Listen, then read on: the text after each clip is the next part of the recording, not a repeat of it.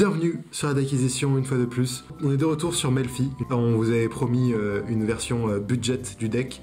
Je suis donc là pour ça. Ça c'est ma version de Melfi à moi. On peut la reconnaître avec ce magnifique monstre vanille dedans. Je vais vous présenter cela avec peut-être un peu moins de précision que Waka parce qu'il vous a déjà bien éduqué avec le deck. Allez voir sa vidéo si vous avez davantage de questions. Donc, dans ma version, je vais commencer par jouer 3 copies de notre Vanilla Melfi Rabi. C'est un monstre normal avec 0 d'attaque et une impressionnante 2100 de défense. C'est donc un très bon monstre normal, je dirais. Si il a besoin de défendre, il est là pour vous. C'est un bon matériel Xyz qu'on peut invoquer avec Lapin Sauveteur. Bon, comme Waka, 3 Puppy, 3 Cathy et un Pony. Sauf que moi, en plus, je joue Feni. je le joue parce que j'aime jouer le plus de cartes d'archétype possible. Pour ceux qui se demandent pourquoi Waka ne joue pas Feni, c'est parce que son effet quand il retourne à la main, c'est d'invoquer spécialement un Melfi de la main, ou une bête en général. Un monstre bête, oui. Un monstre bête depuis la main. Généralement, on n'a pas tellement envie de vider notre main, on veut plutôt la remplir. Néanmoins, il y a parfois des situations, si je ne dis pas que ça arrive souvent, mais il y a parfois des situations où on pioche Kalantosa en main de départ. Oui, et là on se dit, que diantre, si seulement je pouvais l'invoquer spécialement de la main. C'est ça, ça arrive. Donc, on sait jamais, et en fait, généralement je m'en sers juste comme matériel Xyz, on va pas se leurrer. Mais si vous voulez jouer plus budget, vous pouvez juste jouer 3 copies de chaque carte Melfi qui existe, et vous vous en tirerez quand même. Après, la partie moins budget, 3 chasseurs-sauveteurs, 1 lapin sauveteur. Le lapin sauveteur, pour le coup, a eu beaucoup de reprints, donc il est super accessible, super budget. Donc, mon conseil, si jamais vous voulez faire Melfi sans trop casser votre tirelire, vous n'êtes pas obligé de prendre chasse sauveteur, vous pouvez à la place jouer 3 copies de lapin sauveteur, puisque au final, il va invoquer 2 lapins vanille sur votre terrain, et ça vous permettra quand même de faire des Xyz. C'est une alternative budget comme une autre. De mon côté, un seul lapin sauveteur parce que au final, si jamais je l'ai en main de départ, bon, c'est une alternative à chasse sauveteur. Je le considère juste comme une 4e copie.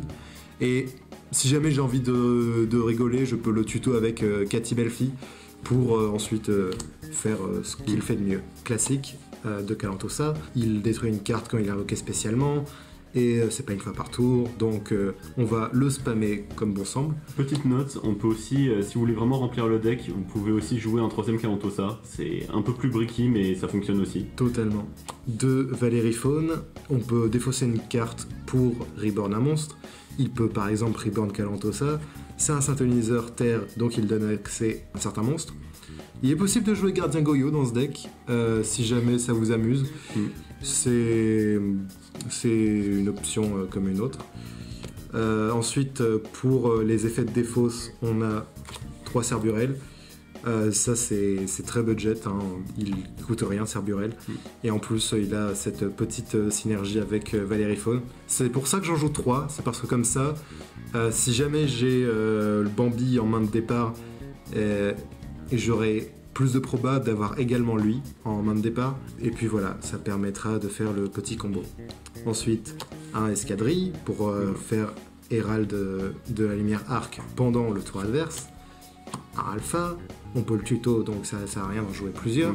Et puis même si vous regardez ça avant l'apparition de la Tine, là où il n'y a qu'une seule édition, la carte coûte cher, mais vous n'êtes pas obligé de la jouer, vraiment. Ouais, vous pouvez remplacer ça par Pancratops. Pancratops, vous pouvez remplacer ça par un appelé par la tombe, vous pouvez remplacer ça par un peu n'importe quoi. Raigeki, n'importe quoi, vraiment. Aussi, ce que vous pouvez faire, c'est... bon, ça c'est ma petite M-Trap, maître des crânes. C'est ça. Il m'a jamais... Il a toujours servi, vraiment. On est dans un format où les effets dans le cimetière, c'est pas ce qui manque. En plus, il n'est pas une fois par tour, donc si jamais vous en avez plusieurs en main, vous pouvez utiliser plusieurs. Il a des bonnes stats aussi, occasionnellement, il peut taper. Mais du coup, les cartes un peu chères, vous pouvez les remplacer par des N-Trap budget, du style lui ou Effect Veiler. Ou Ghost Ogre. Ou Ghost Ogre, j'allais le dire. Donc ça, c'est tout pour nos monstres. Pas grand chose de différent de la decklist de Waka, si ce n'est évidemment mes petits choix personnels. De cache-cache Melfi, pas besoin d'en jouer 3 puisque on peut le tuto avec Melfi de la forêt. Protège nos monstres de la destruction par effet une fois par tour. Et il peut mélanger 3 bêtes de noms différents dans le deck pour piocher une carte. Donc c'est notre carte qui va nous emmener dans le grind game. Le meilleur starter de deck après Rescue Cat et obéissance scolarisée.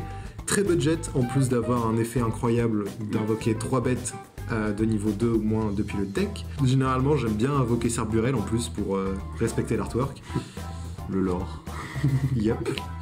Et ça c'est vraiment très très budget pour le coup parce que je vais jouer 3 trous noirs. Cette carte est... elle est forte, qu'est-ce que les jeux disent. Surtout qu'en plus, avec Cache-Cache Melfi, on peut l'activer sans avoir peur de détruire nos monstres. Donc franchement, c'est une option très budget qui est très efficace. Un plumeau, c'est pratique qu'il ait été reprint dans les decks de structure Dieu, du coup ça fait qu'il est facile d'accès. Ou sinon, si vous voulez jouer 3 Cerburel, vous pouvez aussi jouer 3 tourbillons jumeaux. Totalement. Comme ça synergise encore plus. Une maison pour Melfi, j'aimerais bien en jouer davantage. Et d'ailleurs, vous pouvez en jouer davantage si vous voulez jouer budget. Bon, la carte c'est bien de l'avoir, mais elle n'est pas nécessaire pour gagner. Et enfin, 3 hommes assurantiels qui accomplit le même but que Trou Noir, mais pendant le tour adverse. Et puis il y a toujours Cache-Cache qui peut nous protéger. Donc dans cette version budget, on essaye en fait de détruire tous les monstres sur le terrain, mais en protégeant les nôtres avec Cache-Cache. Pour faire ça, il y a aussi plafond de pique. Plafond de pique, oui. Voilà, qui peut faire un peu la même chose. La carte plus ancienne, mais elle coûte pas non plus très très cher si vous voulez expérimenter avec. Ouais, c'est une version de Melfi qui va attendre que l'adversaire fasse des erreurs, du coup. Un peu, ouais. Et parce qu'au final, les cartes board wipe comme ça va souvent attraper l'adversaire par surprise. Je sais qu'il y a beaucoup de situations où l'adversaire il va voir notre board, il va se dire bon ok, il y a un Herald, c'est relou, il y a quelques Melfi sur le terrain, il y a un Kalantosa, bon, c'est pas non plus le board le plus impassable. Par contre, si jamais en plus il y a des board wipe qui l'attendent dans les back rows, ça va vraiment l'empêcher de jouer. Et ils sont Keblo. Bon, ensuite pour l'extra deck, comme j'adore cette carte, je joue 3 copies de Mommy Melfi. En plus, elle a cette magnifique rareté de l'OTS 15. Que dire de cette carte, à part que c'est un mur de défense. On peut pas être combat si elle a 3 matériels. 4 matériels, on peut pas de dégâts. 5 matériels, si elle combat un monstre en position d'attaque, l'adversaire prend des dégâts équivalents à l'attaque du monstre. Et en effet rapide, elle peut se nourrir d'un monstre bête. Se nourrir. Mommy a faim. Le truc, un gros power play à faire, c'est de lui donner tout un tas de matériel et après de tous les détacher avec Maison pour Melfi. Ça lui donnera un énorme boost d'attaque et elle pourra renvoyer tout le board adverse à la main. Ça c'est un play qui peut être rigolo à faire. Si vous jouez 3 maisons et 3 momies, ça peut donner une version assez rigolote. Le problème c'est qu'après, faut être sûr de notre coup. Ouais. 2 Melfi de la forêt, ça c'est une carte un peu chère mais elle est nécessaire. Nous pouvons jouer qu'une seule. Rien qu'une seule ça suffit parce que au final on a besoin de tuto qu'une seule fois.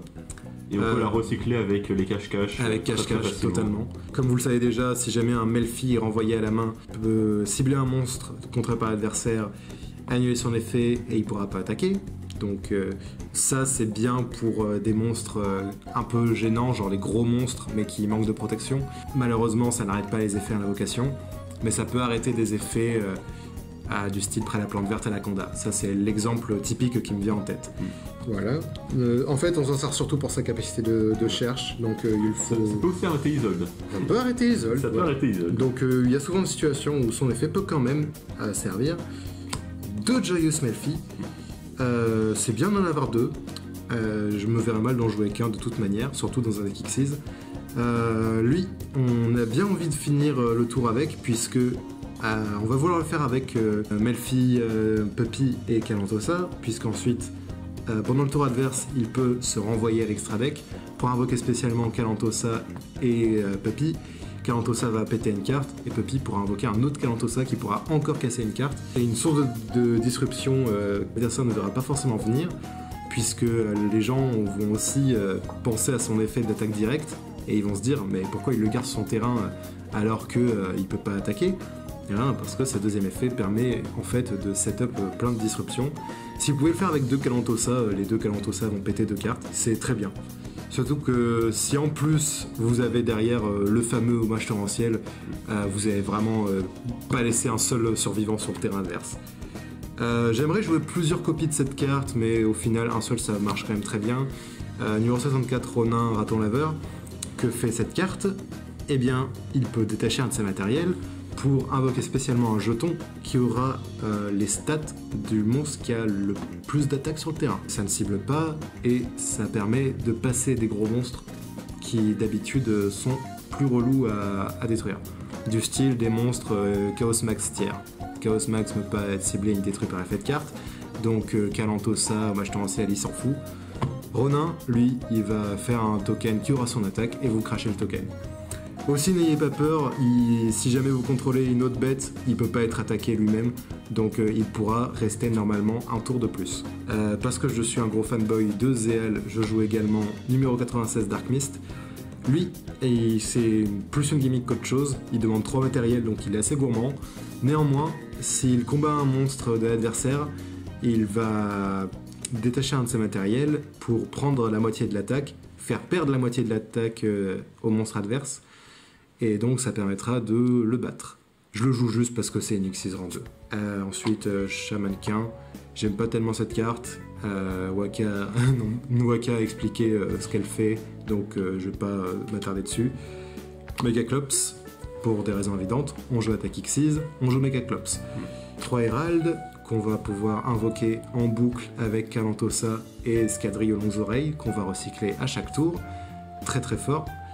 C'est notre negate principal, on va l'invoquer pendant le tour adverse. Et vu qu'on peut pas le recycler avec cache-cache, on va vouloir en jouer plusieurs à la place. Et petit dernier, Naturia Beast. Lui, son niveau est un peu gênant parce qu'elle est niveau 5. Par contre, le jeton invoqué par numéro 64 est de niveau 1. Ce qui fait qu'on peut tout de même invoquer Naturia Beast dans le cas où on a déjà invoqué 64. C'est un peu compliqué, mais si jamais on y arrive, Naturia Beast c'est un vrai power play, donc l'adversaire ne se relèvera probablement pas.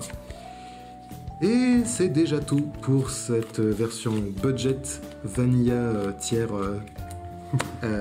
Melfi list. J'espère qu'elle vous a plu.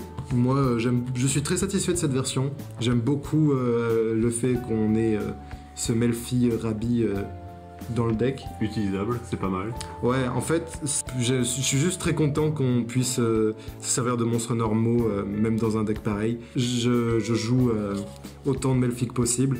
J'aimerais bien qu'il y ait plus de cartes Melfi pour rendre le deck encore plus pur. Il va y en avoir à l'avenir, ça c'est sûr, mais il faut attendre. Et puis sinon, le deck il tourne super bien. Vraiment, le taux de break est très faible.